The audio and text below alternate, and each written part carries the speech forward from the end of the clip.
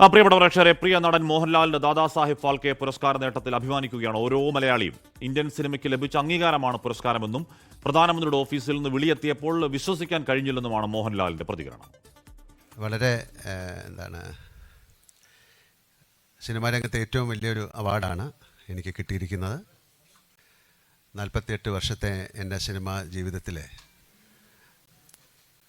കിട്ടിയ ഒരു ഏറ്റവും വലിയൊരു അവാർഡായിട്ട് ഞാനിതിനെ കാണുന്നു. ആദ്യം ഇതിൻ്റെ ജൂറിയോടും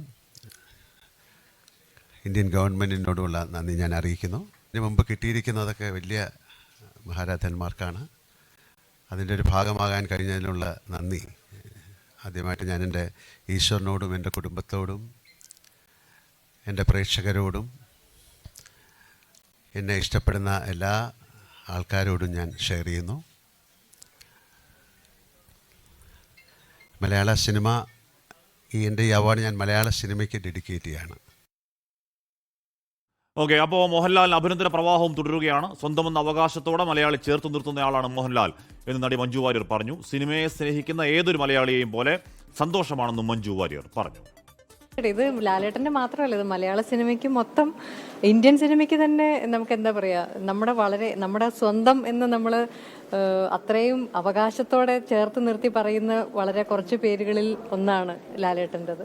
അപ്പോൾ ലാലേട്ടന് ഈ അംഗീകാരം അർഹതപ്പെട്ടതാണ് എന്ന് ഞാനൊന്നും അത് പറയാനുള്ള ഒരു ഇതുപോലും എനിക്കില്ല. അത്രയും നമുക്ക് എല്ലാവർക്കും അറിയാം, നമ്മുടെയൊക്കെ സ്വന്തമാണ് ലാലേട്ടൻ. അപ്പോൾ ലാലേട്ടനെ തേടി ഇത്രയും വലിയ ഒരു അംഗീകാരം രാജ്യം സമ്മാനിച്ചതിൽ ഏതൊരു മലയാളിയെയും പോലെ, സിനിമയെ സ്നേഹിക്കുന്ന ഏതൊരു പ്രേക്ഷകനെയും പോലെ ഞാനും അങ്ങേയറ്റം ആത്മാർത്ഥമായി സന്തോഷിക്കുന്നു, അഭിമാനിക്കുന്നു. അപ്പോൾ മോഹൻലാൽ നേരത്തെ മാധ്യമങ്ങളോട് സംസാരിക്കുമ്പോൾ നമ്മൾ അത് കണ്ട ഓരോരുത്തർക്കും നമുക്ക് ആണ് അവാർഡ് കിട്ടിയത് എന്ന രീതിയിൽ വലിയ സന്തോഷം തോന്നി ഉറപ്പാണ്. എപ്പോഴും പറയാറുള്ളതാണ്, ആനയും കടലും മോഹൻലാലും മലയാളിക്ക് എത്ര കണ്ടാലും മതി വരാത്ത 3 വിസ്മയങ്ങളാണ്. എന്നാലും ആ വാർത്താ സമ്മേളനത്തിൽ കൂടുതൽ വിനയാന്വിതനാവുന്നുണ്ട് മോഹൻലാൽ. അധിക നാളായിട്ടില്ല മോഹൻലാലിൻ്റെ മകൾ വിസ്മയ അഭിനയത്തിൻ്റെ അരങ്ങേറ്റം എന്നതൊരു വാർത്തയാണ്. അപ്പോൾ അന്ന് പ്രതികരണം എടുക്കാൻ പോയപ്പോൾ നമ്മുടെ മനീഷ് മഹിമാലിൻ്റെ മൈക്ക് അറിയാതെ മോഹൻലാലിൻ്റെ മുഖത്തൊന്നു കൊണ്ടു. വേറെ ആരാണെങ്കിലും ദേഷ്യപ്പെടാവുന്ന, ഇനി സുരേഷ് ഗോപിയൊക്കെ ആണെങ്കിൽ പൊട്ടിത്തെറിക്കാവുന്ന ഒരു സന്ദർഭമാണ്. അവിടെ മോഹൻലാൽ എന്താ മോനെ എന്ന പതിവ് പരിഭവം പോലെ പറഞ്ഞു. പിന്നെ ക്ഷമ പറയാൻ വേണ്ടി മനീഷ് അങ്ങോട്ട് വിളിക്കുന്നുണ്ട്. അപ്പോഴും തിരിച്ച് മനീഷെ സമാധാനിപ്പിക്കുക, സാരമില്ല പോട്ടെന്ന് പറഞ്ഞിട്ട്.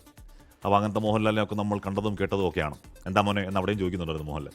ആ മോഹൻലാലിന് എല്ലാവിധ ആശംസകളും അഭിനന്ദനവും. അപ്പോൾ എന്ന് പറഞ്ഞാൽ ഇന്ത്യൻ സിനിമയിൽ ഒരു സിനിമാ പ്രവർത്തനം കിട്ടാവുന്ന ഏറ്റവും സെനിത്തിൽ നിൽക്കുന്ന ആ ഒരു പരമോന്നത ബഹുമതിയാണ് മോഹൻലാലിന് എല്ലാവിധ അഭിനന്ദനങ്ങളും അറിയിക്കാം.